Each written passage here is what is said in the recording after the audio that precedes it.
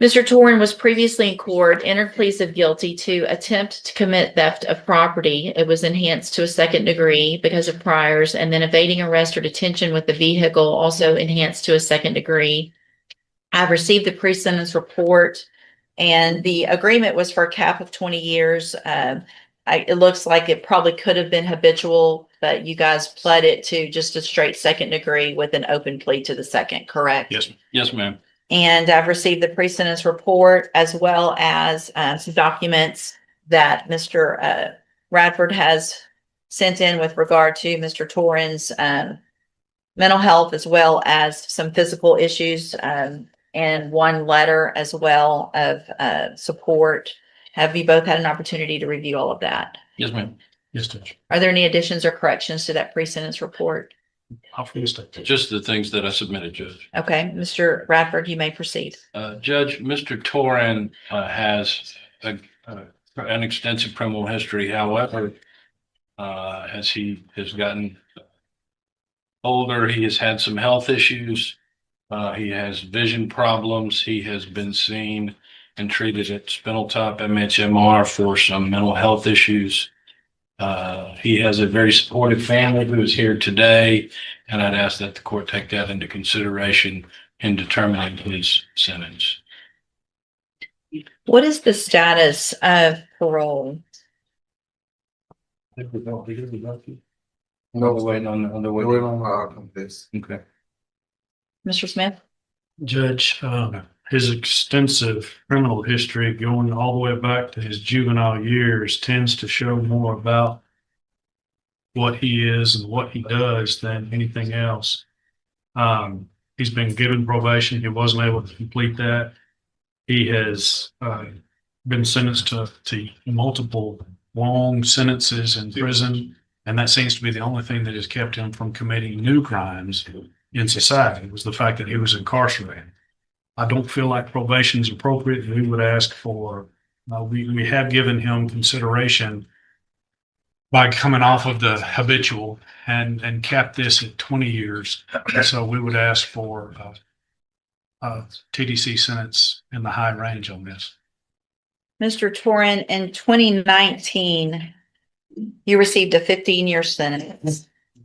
So you were only not, I don't know how long it doesn't show me when you got out or how long you were in on that, but obviously. So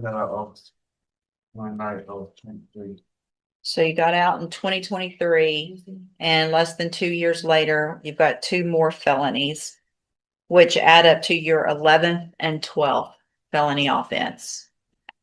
And I understand the issues with PCP.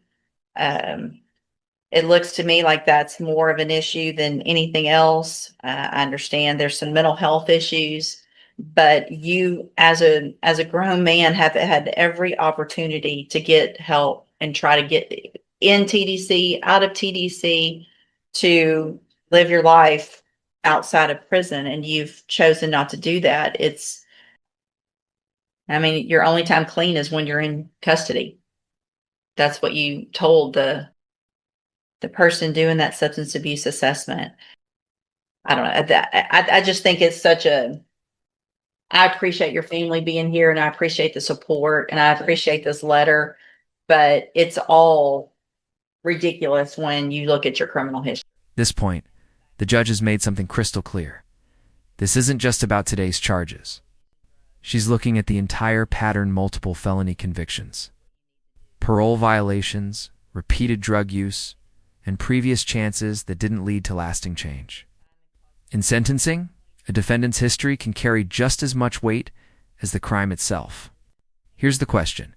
Should courts focus more on rehabilitation, or does there come a point where public safety has to take priority? Let me know what you think in the comments. Twice you almost struck intersection of Interstate 10 and 7th Street, almost struck another vehicle. And then again at 7th Street and Dollinger, you almost struck another vehicle. You crashed through a fence. Then you continued to flee after you crashed through a fence and crashed again and finally came to arrest. I mean, it's not like you just kind of sort of evaded.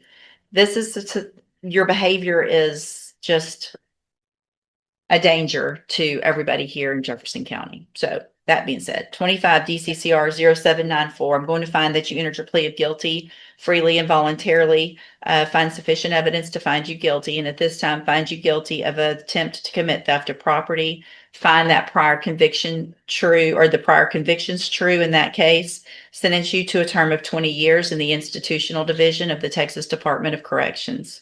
And cause number 25 DCCR 1152, find also sufficient evidence to find you guilty, and at this time find you guilty of evading arrest or detention with the use of a vehicle.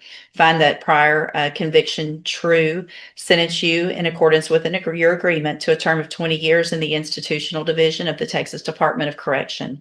You will receive credit on each of these sentences for any time that you've been in custody that the law gives you the right to receive.